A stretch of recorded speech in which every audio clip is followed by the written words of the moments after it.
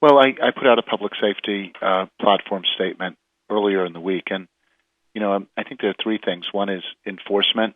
We do have to make sure that when crimes are committed, we are in focusing on that.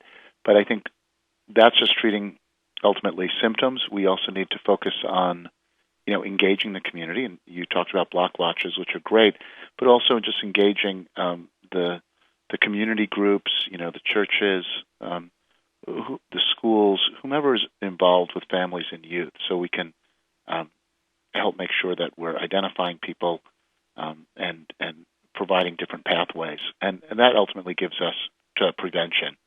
We really do have to provide. There's a lot of different pathways for children to adulthood, and we need to make sure that through school, through education, jobs, arts and culture, sports, that we're providing pathways that ultimately lead to meaningful jobs and a meaningful life, so that we're giving people opportunity. When I asked Mr. Mallahan earlier this very question, he went to, we need more police and we need to beef up our gang unit. I do support the gang unit, and I also support making sure that we have that we have sufficient officers, that they're not just responding to crimes, but we can implement the community policing plan. But again, I don't think it's just an enforcement question. I don't think more police is the solution here. Ultimately, we need to provide our children meaningful pathways to jobs and opportunity, and that's a longer term effort, but it's a critical one.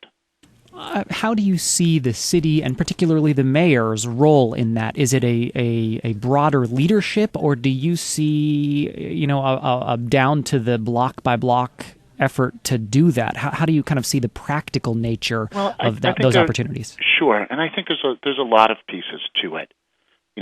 I think one of them, for example, is maintaining a sustained commitment to programs that are designed to identify youths at risk of dropping out of school or of turning to gangs as an appropriate choice for them, which it isn't, but we have to give other choices.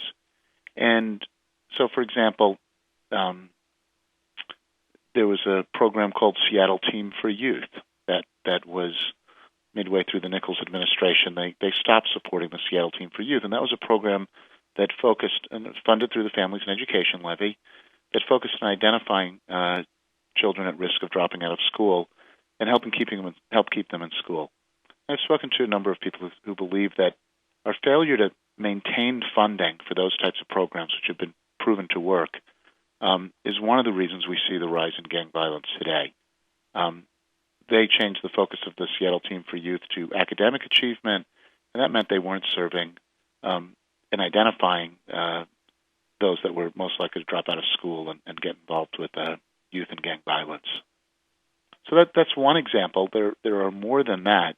So I think it's really just maintaining funding and maintaining support for programs that are designed to work with kids to, if they're not going to stay in school, or if they've graduated from high school, do we have vocational training?